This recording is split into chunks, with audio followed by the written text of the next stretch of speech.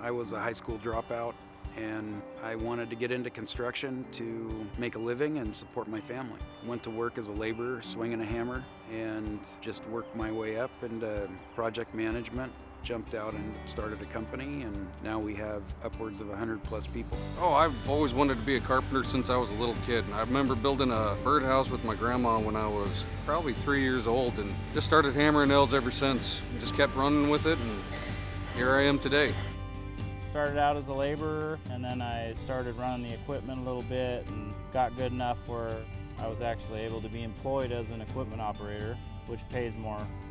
I started out as the grunt. Everybody starts at the bottom. I had no special training, and within 2 years I was running a Bobcat, and before you know it, I was running a crew.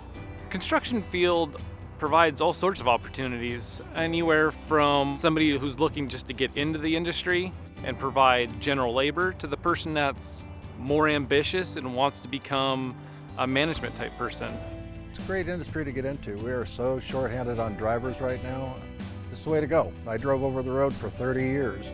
I wouldn't trade this in on any of it. Every day it's something different, and it never gets boring. It just goes by like no job I've ever had. Construction has got a lot of stability in the fact that everything's always being remodeled, buildings are being torn down, new ones are being put back up. It's an industry that's going to require a labor force at all times. With the amount of growth that's happening, it would definitely be beneficial to get in now. I wish I would have gotten started earlier in my career. It's not unheard of to make $50, $60 an hour on straight wage and $85, $90 an hour on overtime. And there's double time that is $120, $30 an hour. The wage potential is whatever you want it to be. You don't need a college education, just a little bit of common sense and an urge to, get out and work hard. There's a lot of on-the-job training. The majority of it is from a foreman or a superintendent, and there's special classes that you can get in. If you show up on time, you work hard, you learn a skill, you get good at that, then you start to branch out, you will always grow and you'll always succeed to get higher and higher on the mountain chain.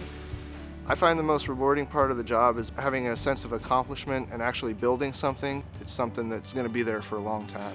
The most rewarding part of my job is seeing the success of my crews, seeing the growth of the people around me, seeing people start as laborers and work their way up to managers and division managers. I get a lot out of that. There's so many opportunities. It seems like there's a lack of labor force out there to do the work. So you can get on with a good company, good benefits, good pay. I would jump on it. I'm a blessed man. I couldn't ask for a better career, a better life, livable wages. I provide for a family of 4 on my income. I would encourage everybody to do the same. I enjoy coming to work every day. It's a job you can make a career out of. Well, I'm living proof.